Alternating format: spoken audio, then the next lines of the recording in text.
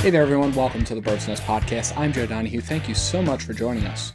Today is the beginning of the legal tampering period. This is the period that precedes the 4 o'clock p.m. Eastern start on Wednesday, March 13th to the 2024 to 25 NFL league year. The legal tampering period refers to the period of time before then when teams can enter into contract negotiations with other players whose contracts will expire at 4 o'clock on Wednesday. It's a whole exciting frenzy. And today is the start of that. And the Eagles made some pretty big splashes. So we're going to touch base on some updates. We're going to also share a couple of predictions that I've got here for where the Eagles are going to be looking for these next couple of days and into the regular free agency period. So some updates. We shared this on YouTube yesterday, which would be Sunday, but Fletcher Cox did make his decision to retire as well. So he will be riding off into the sunset along with Jason Kelce. It is sad news, but it is the end of an era for Philadelphia sports. But at the end of one era starts another one. All the best to Fletch and to Jason. One player who is returning is Landon Dickerson. The Eagles did announce today that Landon Dickerson has been extended. Now, according to ESPN's Adam Schefter, it has a maximum value of $87 million. It includes $50 million of guaranteed money. That would make him the highest paid guard in NFL history. Dickerson was drafted in 2021, so he was entering the final year of his rookie deal. Makes a lot of sense for the Eagles to make sure that they've got as many pieces on the offensive line in place, given that they've lost a pretty important piece of the offensive line over the course of certainly the last several years and realistically the last decade. Now, in addition to the Landon Dickerson signing, the Eagles did extend a couple of players. They extended defensive end Brandon Graham. It's going to be Brandon Graham's 15th season in the NFL. They also extended tight end Albert Okwuegbunam. He signed a one-year deal. By far and away, the biggest news, though, of this first day of legal tampering was the fact that the Eagles have signed former New York Giants running back Saquon Barkley. This was information initially reported by Adam Schefter and all the insiders. We were able to independently confirm that here at Bird's Nest Media. Now, the big takeaway for this is, besides getting to royally screw over a division rival and the division rival's fan base, the Eagles are finally investing in the running back position. The details on the contract are that Barkley has been signed to a 3-year deal worth $37.75 million. $26 million of that is fully guaranteed. It's got a total potential worth of $46.75 million. This is way too much money for the Eagles to be spending at the running back position to not run the football next year. So I am fully banking on an increase in run game performance that simply was lacking during the last season. And it'll be good for Jalen Hurts to have a weapon in the backfield, a weapon that he can use both on the ground as well as through the air, because Saquon Barkley is a really good receiver. And Saquon Barkley also has the ability to block. And the fact that Saquon Barkley is a triple threat is a huge, huge component to this.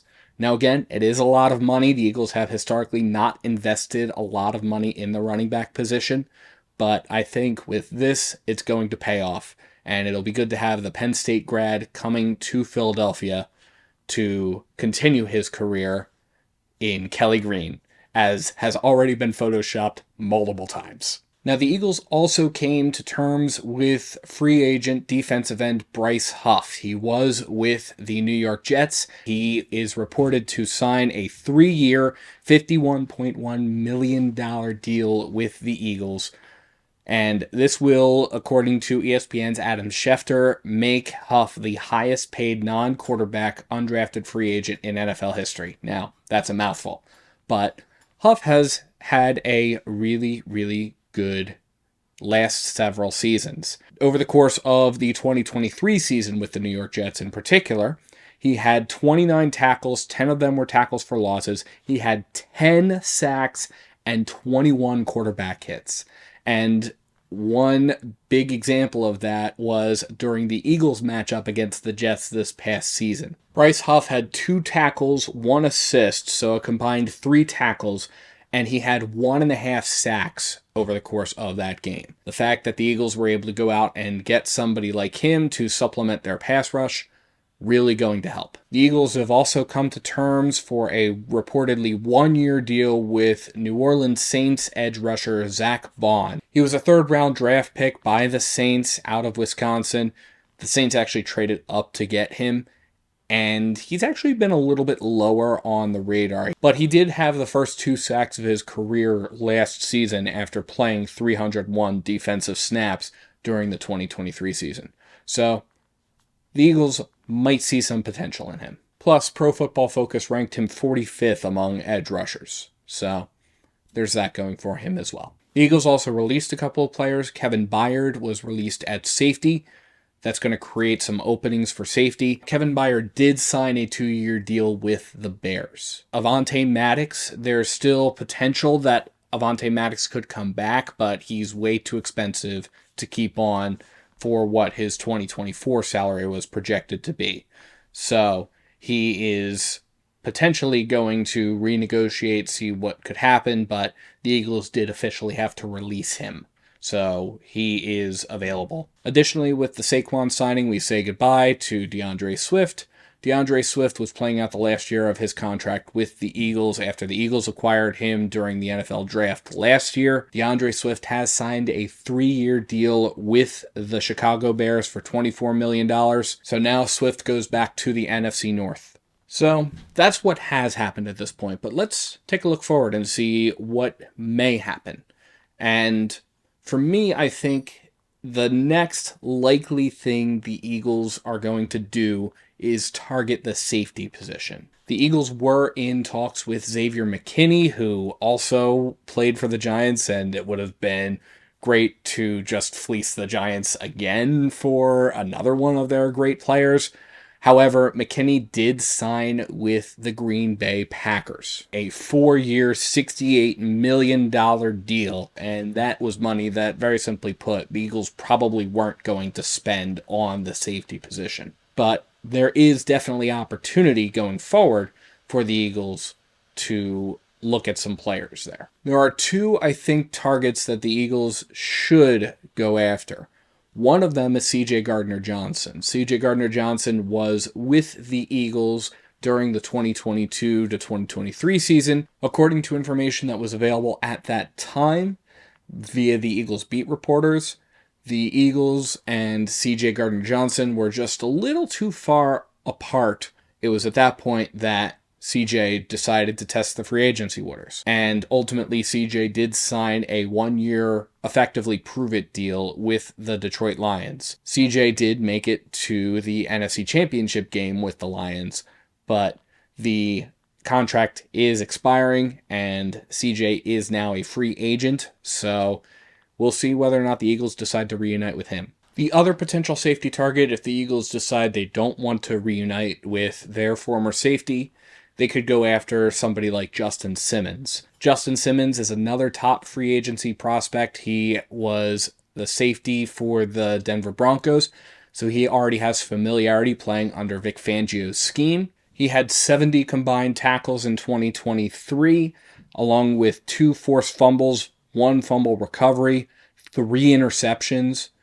He's a pretty solid safety, even for somebody who is 30 years old. So I could see the Eagles targeting any of those. I am working to see if we can get any information about these targets or other targets. So stay tuned here to Bird's Nest Media for more of that. I also wouldn't be surprised if we see the Eagles maybe bring in a veteran offensive lineman.